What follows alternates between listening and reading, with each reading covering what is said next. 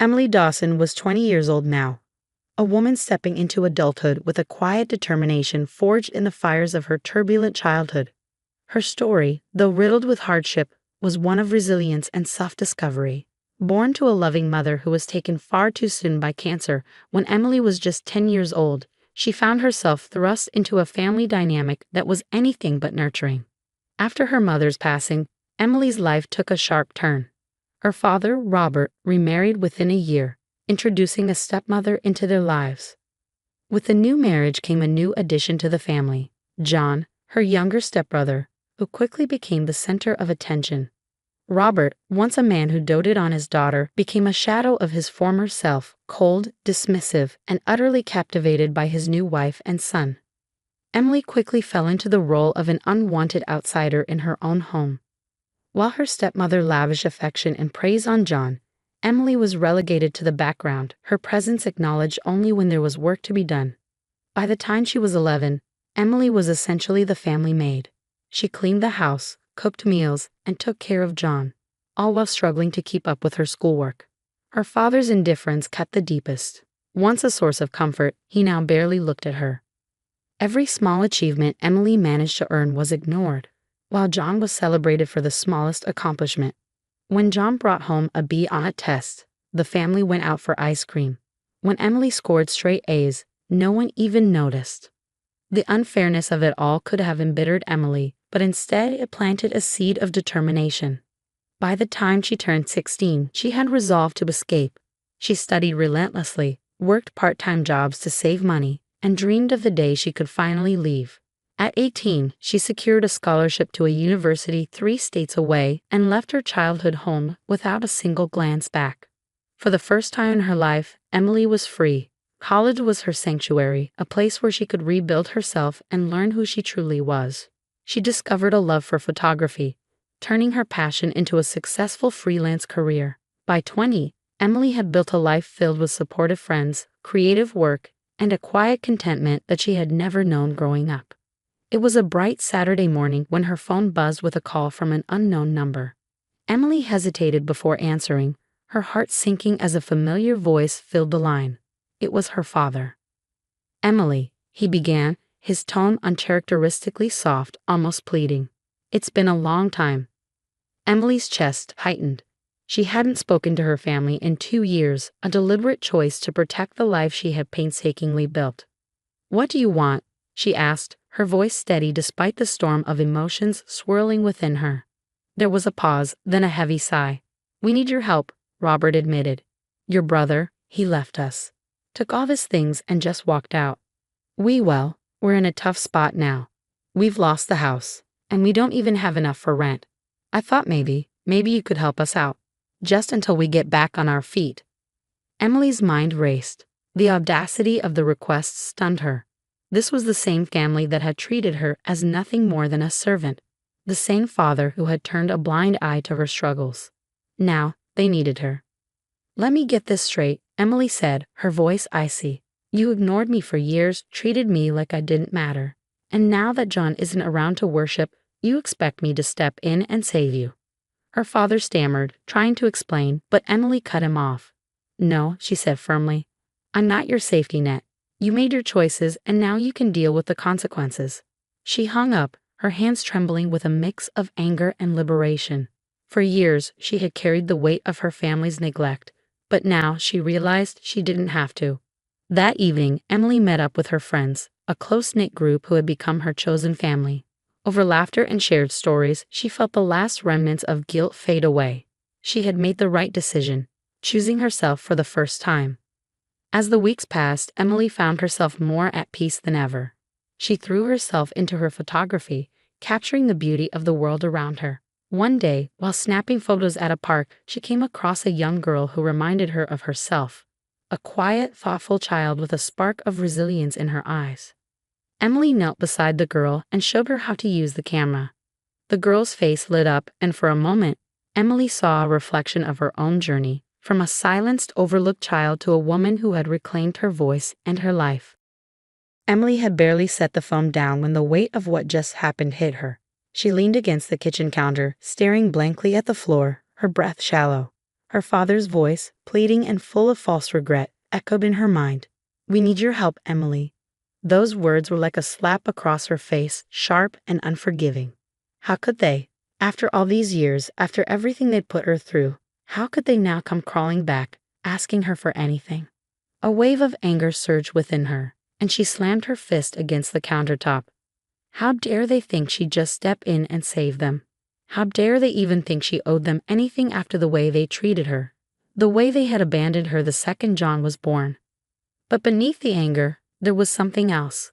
A soft, nagging voice that tugged at her chest, the same voice that had haunted her since childhood, the voice of guilt. What if they really needed her? What if they were suffering? What if her father, so distant and harsh, had finally realized how badly he'd messed up? The thoughts swirled together in a confusing storm. She felt torn in two, her heart aching with old wounds, and yet, at the same time, a part of her couldn't escape the instinct to help. The same instinct that had driven her as a child to try and earn her father's love. The same instinct that had made her quietly endure years of being treated as nothing more than the family servant. The phone call had stirred up memories she had long buried, memories of long nights spent cleaning the house while John played video games, of being called lazy when she didn't finish her chores fast enough, of sitting at the dinner table with her family, her stomach hollow from hunger, while John ate to his heart's content, praised for his every move. Emily had always believed that if only she tried harder, if only she worked harder, her father would notice her. But he never did. Instead, he showered John with affection, praised him for his smallest accomplishments, while Emily was overlooked, left in the shadows.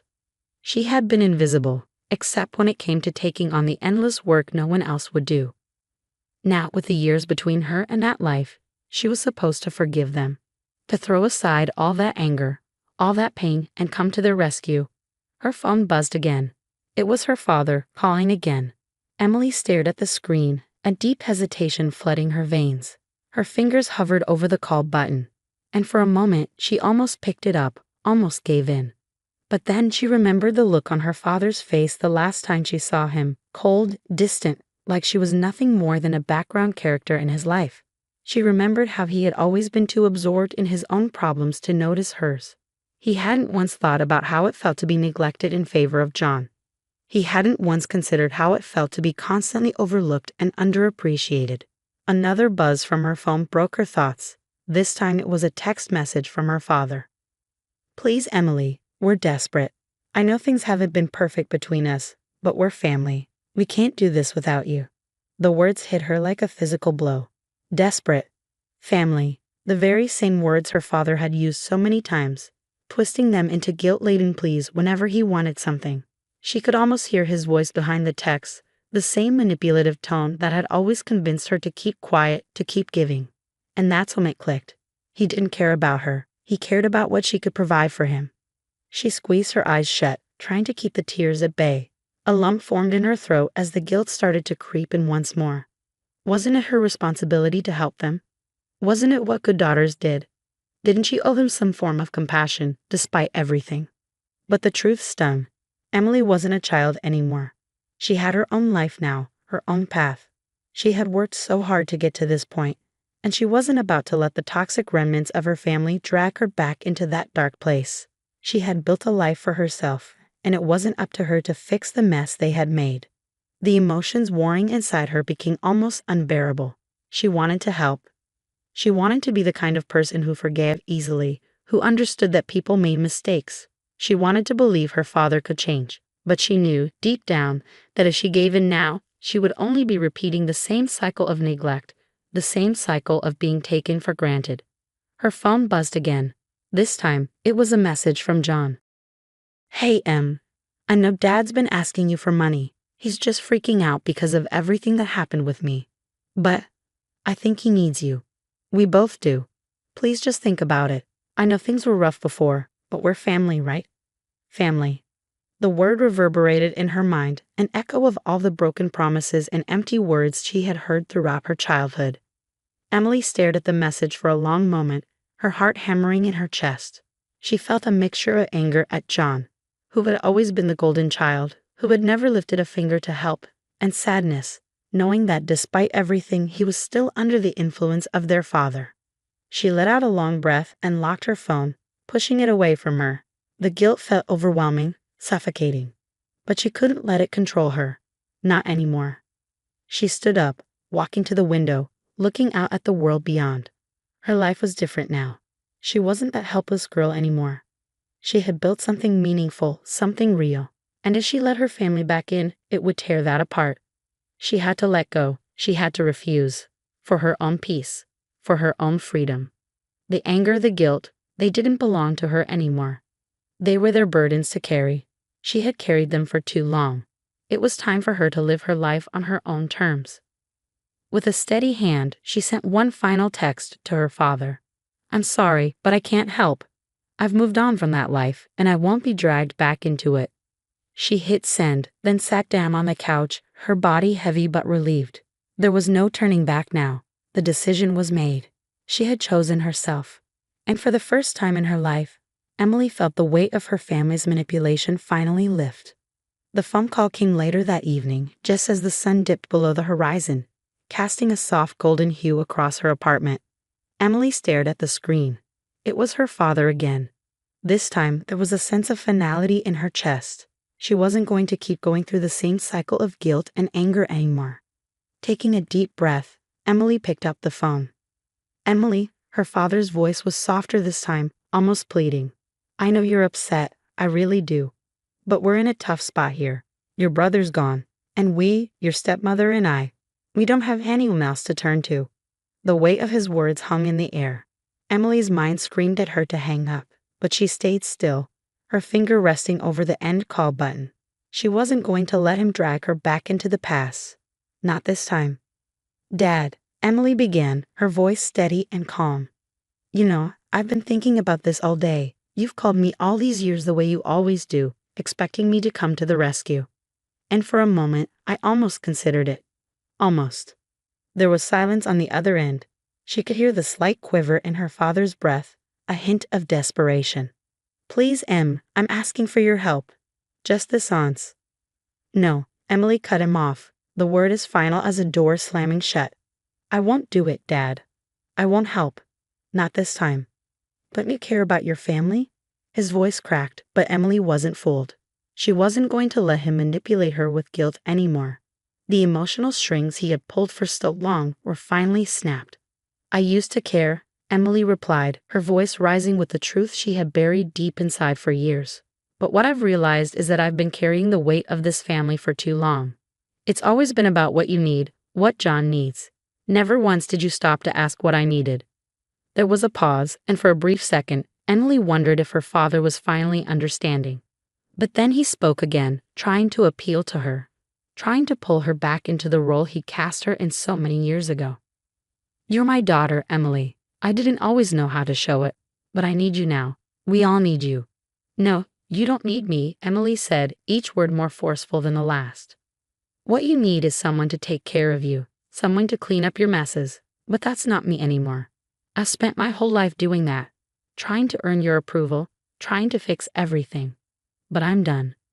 Her father's voice was now laced with frustration. "So what? You're just going to turn your back on us? You'll leave us stranded?" Emily's heart beat hard against her ribs, but she stood her ground, a newfound strength filling her chest. "You had your chance. You had plenty of chances, and every time I tried, you pushed me aside.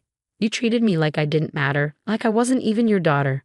You chose John over me. You chose your new family over me. And now that it's not going well for you, you want me to bail you out." Her voice broke, but she forced herself to continue. "I don't owe you anything. I don't owe anyone anything. I've built a life for myself, one where I'm valued, one where I matter. I've worked so hard to get here, to heal from everything you and Mom and John put me through, and I'm not going to let you drag me back into that toxic pit." There was a long silence. For the first time in her life, Emily felt a strange sense of peace. She wasn't begging for his approval. She wasn't waiting for him to notice her. She was standing on her own 2 feet, and she was proud of it. Finally, her father spoke again, his voice now empty and hollow.